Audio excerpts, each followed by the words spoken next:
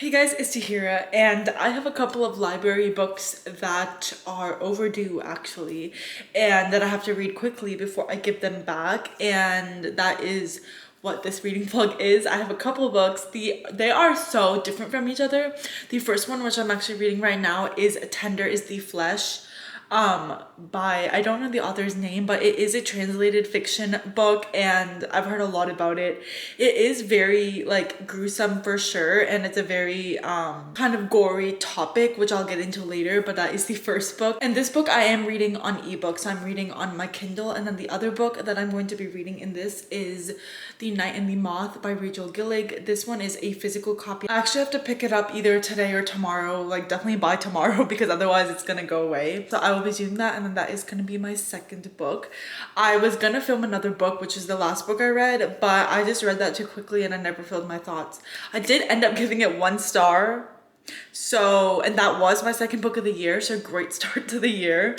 My first book of the year was a 5 star, and then my second book was a 1 star, so I really don't know how to feel about this year so far, but I so wish that I had kind of filmed my thoughts and reactions because of just, so I gave it such a low rating, so obviously I have a lot to say about that book, but that is gonna be my wrap up. But yeah, like I said, I'm reading Tender is the Flesh. I forgot the author's name. Let me go find it. Okay, so Tender is the Flesh by Augustina Bestarica, and it's translated by Sarah Moses. This is I think it's a Spanish, it was originally in Spanish and then it got translated.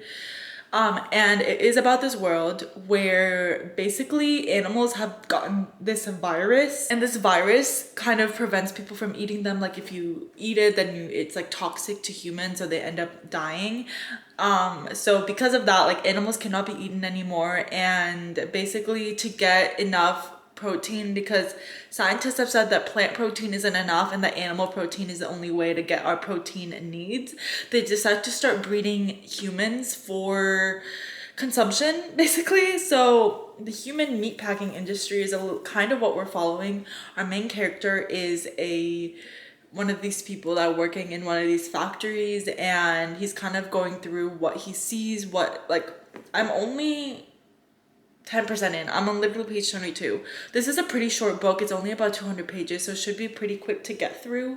But so far we are just kind of getting the main character's perspective on what is going on in the meatpacking. We're kind of getting a little bit of world building. It's just kind of explaining more about the virus, like why the world is at this point that they're at, explaining some of the conditions for the humans that are about to be killed, I guess, and just overall giving us a sense of what this world is like. So that is kind of where we're at. I will say, even though it's a little info dumpy, it's not boring at all, just because of the nature of this is very graphic. It's very unique for sure, and it's very I don't know how I feel about it. It's a little bit, obviously it's a little shocking, it's a little like out there, because obviously like we can't imagine anything like that in our world, and just like some of the reasons and some of the things that the people go through in this book is a little bit heinous, obviously, considering the subject matter. But I don't understand. I guess like obviously I'm only 10% in, so I don't understand really the point yet.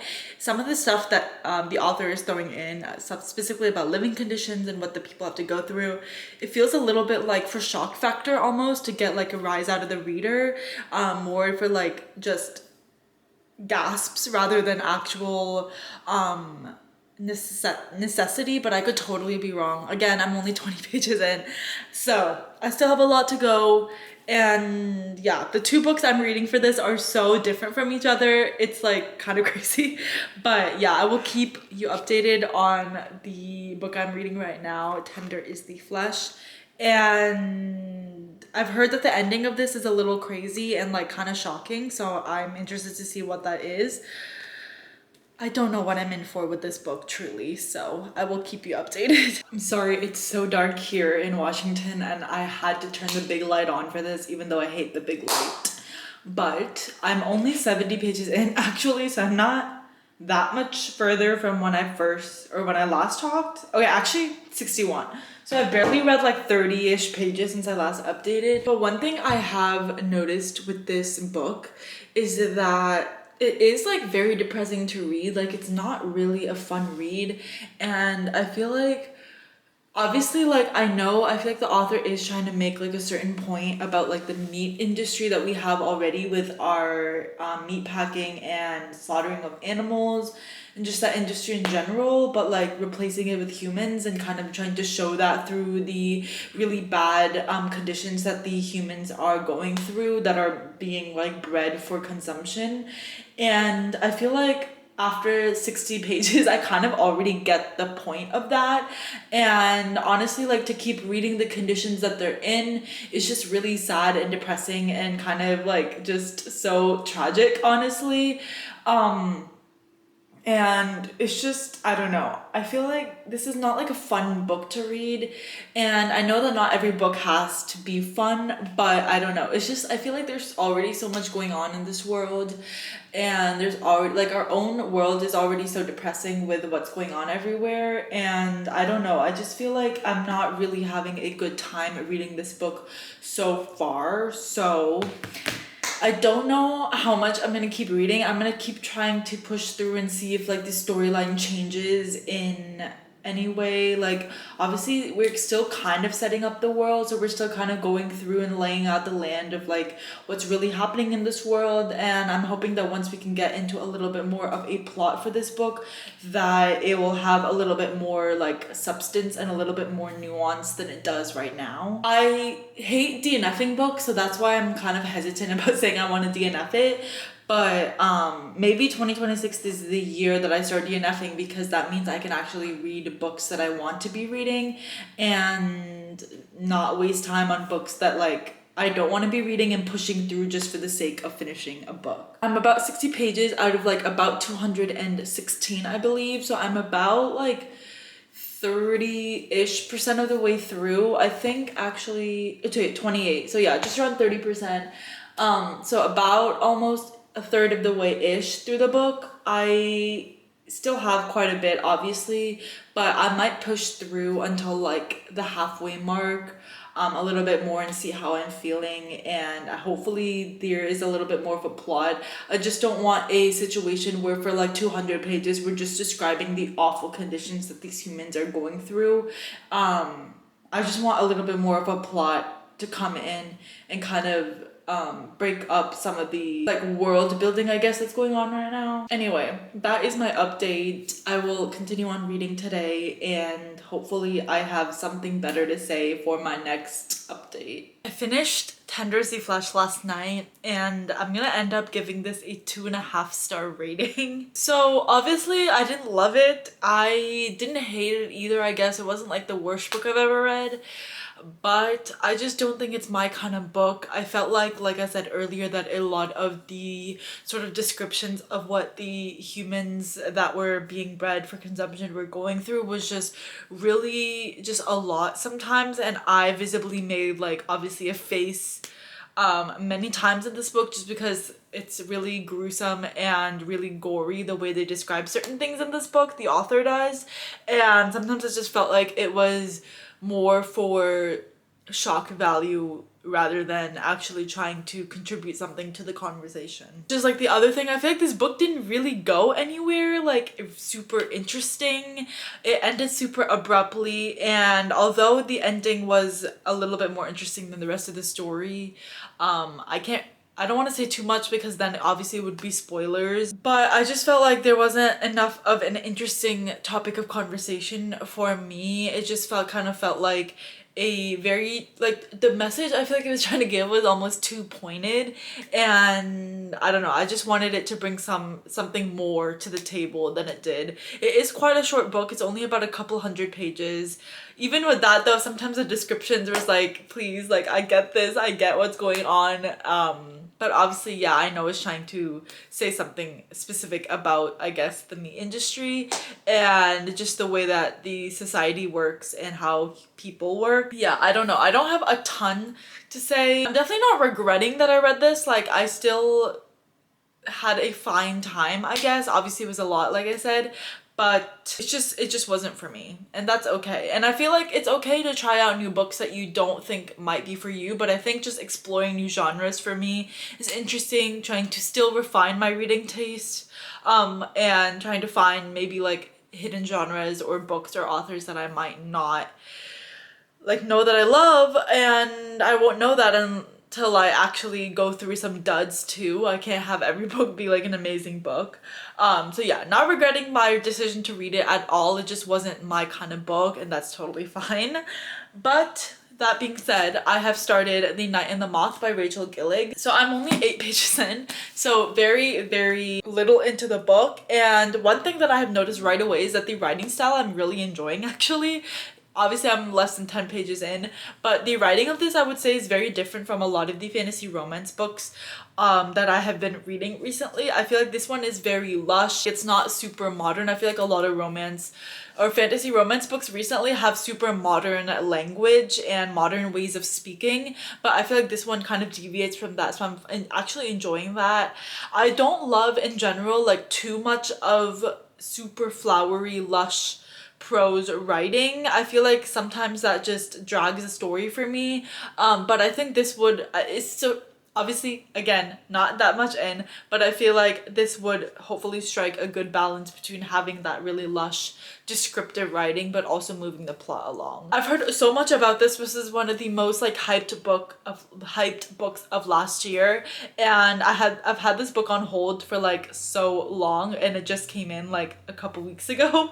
So I'm excited to finally get to this. I think the cover is also stunning. I really love the kind of monochromatic colors that are going on. So yeah, so far I'm liking this. Again, I don't have a ton to say because I'm too early in the book right now, but I am really, really hoping that I like this one, and I'm feeling good so far about it. Since I am about 272 pages now into The Night and the Moth, I decided to now give an update, and I'm about 70% of the way in.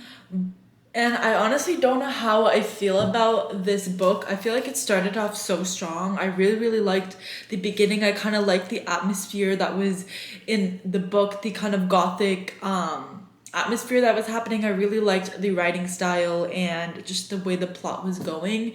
But I feel like after a bit, the plot started dragging out a lot, and it's like gotten a little bit better. We've gotten a lot more action recently, but I feel like I'm still kind of in that point where I feel like when I put the book down, I'm not super eager or urging myself to pick it back up. Like when I pick it up and I start reading, it takes me a little bit to get into it, but once I get into it, I am enjoying what I'm reading and I'm in it. But when I'm not reading it, it's not like I want to, like, I have this big urge to pick it up. So I don't know, it's not like super grabbing my attention.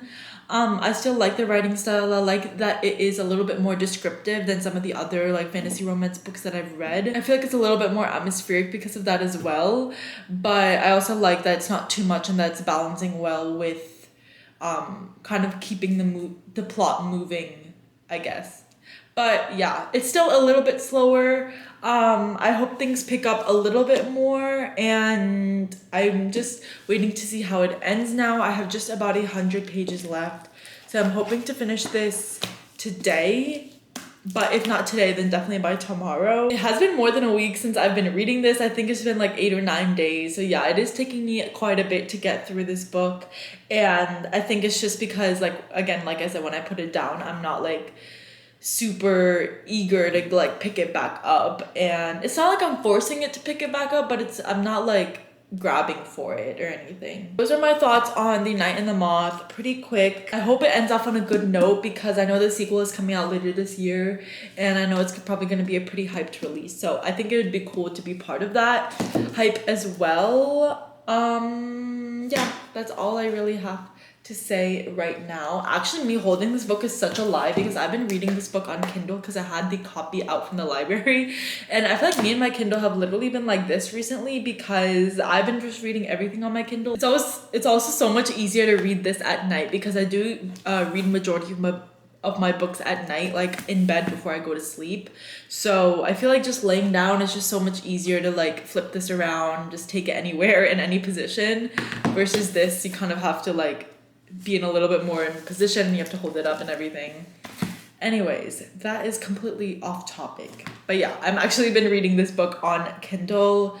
I just decided to mark, I guess, where I am right now for the purposes of this video, but I'm not actually reading this copy. Hopefully I finish this off on a strong note. Hopefully the ending is like something that makes me want to keep reading for the sequel that's coming out later this year. But as of right now, it's like I'm not hating it at all. I am enjoying my experience reading it, but it feels kind of like a 3.5 star to me right now. But hopefully it gets better later on. So it's been a few days, but I have finally finished The Night and the Moth by Rachel Gillig, and I ended up settling on like a 3.25 star rating for this one. I thought the ending wasn't as big of a cliffhanger as I wanted it to be, and I'm not on like the super edge of my seat to continue. Maybe because I'm not like super, again, gripped by the story, and I felt like I never truly got super invested in what was going on, especially even in the end. Even though there was action happening, I felt like I wasn't really invested in what was happening, and even with the characters. So that is definitely something that kind of retracted from my experience. Another thing is that the ending was just so like not predictable, but it just so like, I feel like it's been done before. I wanted something a little bit more unique.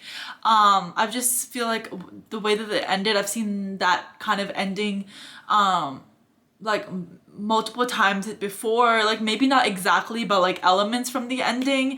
So yeah, I was honestly super disappointed by the ending. I felt like it was just too done before, and I wanted something a little bit different. One positive thing was that I ended up really liking the romance. Actually, I liked the relationship between our main character and the love interest. The only thing is, I cannot get over the main character's name. His name is, well, he goes by Rory in the book, but his full name is Roderick Mendacious or Mendacious. I don't even know how to say it. But first of all, the first time I saw Roderick, I immediately thought of Roderick Heffley from Diary of a Wimpy Kid.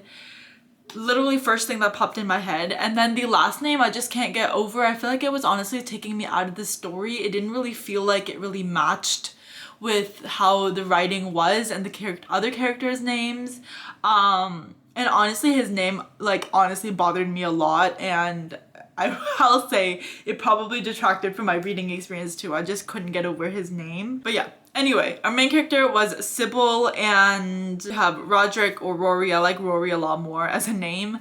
So yeah, I liked their relationship. It was definitely a little bit more slow burn than a lot of other romances. Like, yeah, there was obviously that beginning attraction there, but I feel like I liked that they waited to kind of pursue that and explored that a little bit more before getting into the physical side of it. I feel like a lot of times, especially with super lust forward books, the main characters, even if they don't like each other, they're like super lusty after one another or towards one another, and then they immediately have like a scene where they get together physically.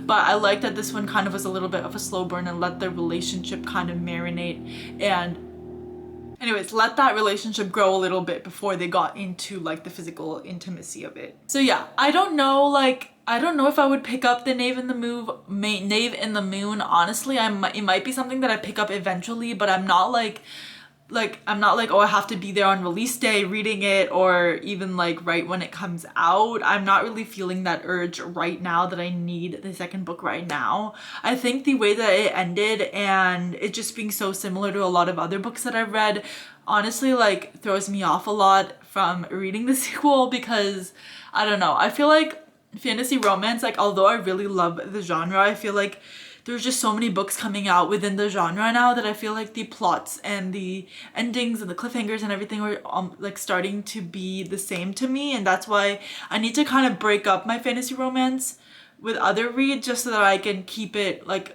variety going. Like last year I was reading a lot of fantasy romance books that had trials in it, and I felt like they were all kind of reading the same, so I had to take a break from any trial related books in general. And now I feel like there's books coming out that are taking the trial on a different spin. But yeah, there's just sometimes elements that I feel like are being super overdone, especially right now. Anyway, that is it for this video. I ended up reading 2 very different books. I have returned all the books to the library finally. Tenders the Flash was an interesting read. I didn't love it, but I'm still glad I read it. I think it's still important to read books outside of your genre and kind of exploring your like books outside of your comfort zone. And I think it just helps me, even though I didn't like the book, I feel like it just helps me in figuring out my reading taste and expanding my horizons a little bit. And then The Night and the Moth, which I was super excited about. Didn't love it as much as I wanted to, but I'm so glad I read it. I liked the writing style. I liked the beginning a lot. It just felt like it was dragging in the middle, and then the ending kind of fell flat for me personally. But again, I'm not mad that I read it. I'm so glad that I read it. And I think I will definitely pick up One Dark Window by the author because I haven't read that yet, but I've heard a lot of really good things about that one as well. Let me know down below if you've read any of these books, as of course I would love to know. But that is it for this video. I hope you enjoyed. Make sure to subscribe and I'll see you next time. Bye.